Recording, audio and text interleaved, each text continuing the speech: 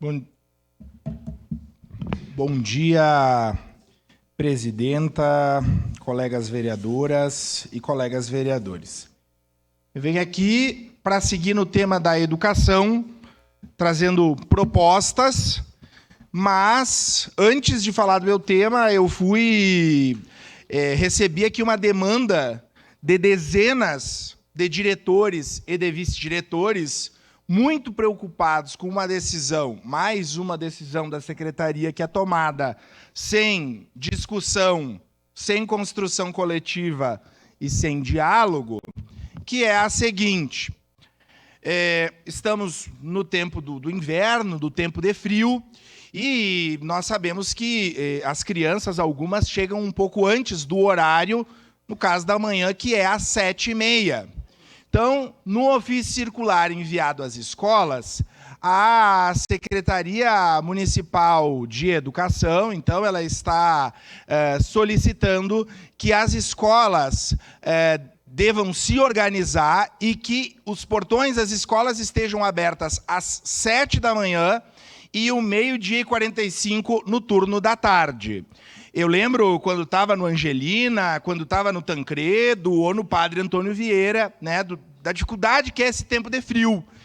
Mas aí, assim, eu tenho muitas mensagens de diretores e de vices aqui no meu celular, primeiro dizendo o seguinte: Lucas, a secretaria não discutiu com ninguém.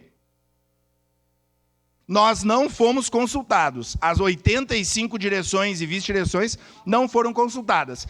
E o segundo questionamento que eu faço: bom, é lógico que as crianças estarem seguras, isso é fundamental e não precisa ninguém me dizer, até porque está posto no parecer 4 do Conselho Nacional de Educação, que trata das diretrizes da educação básica, a indissociabilidade do educar e do cuidar. A minha pergunta é: quem é que vai ficar cuidando das crianças? Que vamos imaginar, lá no Luciano Corsetti, que tem mais de 1.000 alunos. Então vamos imaginar uns 400 alunos por turno. Quem é que vai ficar? Digamos que cheguem 100, né? Ali entre as 7 às 7h15. Quem é que vai cuidar dos alunos? Porque eles vão ficar dentro do espaço da escola, se eles vão ficar dentro do pátio, se eles vão ficar dentro das salas. Bom, as direções vão ter que organizar. Mas é mais um exemplo de uma decisão que me parece arbitrária, pelo número de mensagens que eu recebi. Destaco a importância, sim, de que cuidemos das nossas crianças, e ninguém se opõe a isso. Vereador Fiuza, que é o nosso presidente da Frente Parlamentar, que trata desse tema, mas a questão é: como que nós viabilizamos do ponto de vista organizacional e da estrutura das escolas? Quando nós temos uma diretora e uma vice que tem que cumprir o seu turno, que tem outras tarefas, que é de abrir, enfim, né?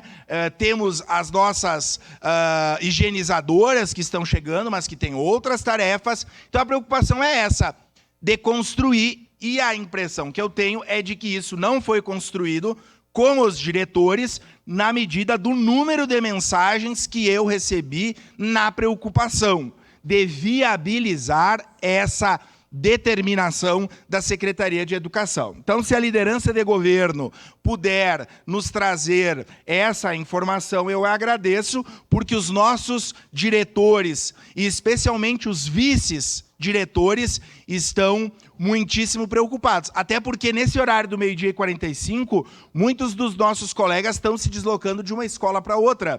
Estão buscando filho de escola ou levando os seus filhos para as escolas.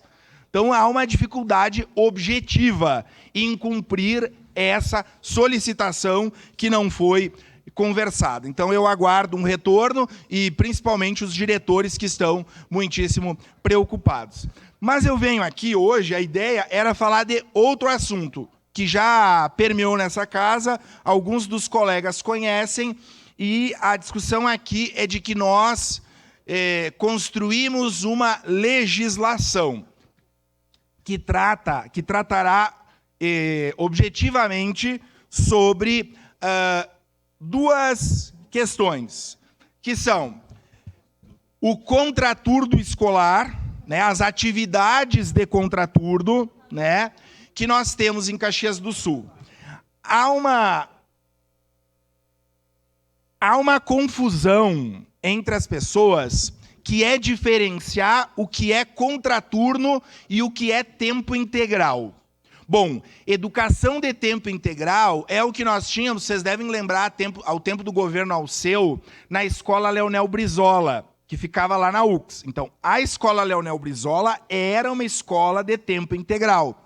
Os alunos iam no turno da manhã e ao turno da tarde seguiam, né, na mesma escola, matriculados na modalidade de tempo integral, com atividades pedagógicas nessa mesma escola, ou seja, desenvolvendo seus trabalhos. Bom, quando eu falo de contraturno, é outra coisa. São atividades culturais, desportivas, né, que vão acontecer não necessariamente na mesma escola. Lá no Plano Municipal de Educação, na meta 6.4, ele diz o seguinte, que cabe fomentar e estabelecer sob responsabilidade das mantenedoras a articulação da escola de tempo integral com diferentes espaços educativos, equipamentos públicos, como centros comunitários, bibliotecas, praças, parques, museus, teatros, etc. Então, no tempo integral, e hoje, né, a discussão da escola de tempo integral em Caxias, ela praticamente acabou, porque nós sequer temos vagas para as crianças e adolescentes nas escolas regulares. Sequer conseguimos atender isso, quiçá o tempo integral. Mas, no tempo integral, é possível conveniar. Já no contraturno, e eu quero lembrar aqui, vereadora Gladys, lá no Cidade Nova, quando eu venho trabalhar na Câmara, eu passo em frente a uma escola, e a escola diz o seguinte, é uma escola, quer dizer, ela não é uma escola, é um espaço educativo que faz reforço, que tem tarefas de psicomotricidade, ou seja, que recebe os alunos no contraturno da escola. Só que tem um detalhe, não tem legislação. As escolas de contraturno, que pode ser para a prática desportiva, de psicomotricidade, de reforço escolar hoje, elas não são escolas, legalmente, pelo nosso Conselho Nacional de Educação. Elas não têm legislação alguma que dê conta disso e não tem fiscalização, vereador Fiuza, o que é mais complicado. Não há nenhuma fiscalização. Logicamente, esses espaços criam o seu CNPJ, o setor aqui da prefeitura, que recebe, que recolhe os impostos. Agora, ela não está inserida em nenhum sistema. E nós temos disseminando isso na cidade. São vários esses espaços. E aí o problema é o seguinte, vereadora Tati, que numa escola de educação infantil há toda uma obrigatoriedade de ter pedagogo, de ter nutricionista, de ter higienizador com formação e tal. E numa escola de contraturno não, porque não tem legislação. Então aqui nós, enquanto legisladores, precisamos pensar na questão da garantia dos direitos e do cuidado das crianças e dos adolescentes. Isso na pandemia se disseminou, porque as nossas escolas estavam fechadas pelo decreto e muitas pessoas criaram um vácuo na lei, né? Quando a gente vai no shopping ou em espaços para as crianças brincar e que tu deixa teu filho lá, qual é a legislação que trata disso? Tem um tempo máximo que as crianças possam ficar? Bom, ou seja, eu estou trazendo aqui dúvidas, mas que podem ser espaços de contraturno e que não está na educação, não está no sistema municipal de ensino. Então, o conselho não fiscaliza, não tem parecer, não tem legislação. Ao mesmo tempo, não está na assistência social. E eu aqui, como professor, entendo que não é assistência social, que isso está relacionado à educação, mas nós precisamos pensar nessas questões. Vocês querem saber de mais um problema? E esse está disseminado em todos os nossos bairros. Mães crecheiras. O que a nossa legislação estabelece? Mais de 5 crianças é escola. Menos de 5 crianças fica ali com a mãe. Mas qual é a fiscalização que nós temos? Eu falo de lugares que eu conheço, que tem lá meia dúzia de crianças com a mãe, com a tia, com uma senhora, que cobra um pouquinho mais barato. E qual é a fiscalização, gente? Então, assim, são temas, eu estou trazendo aqui, porque eu já li notícias em outros municípios de problemas graves que ocorrem, enquanto as nossas, para concluir, presidenta, enquanto as nossas escolas de educação infantil têm todo um regramento, e eu quero deixar aqui o desafio.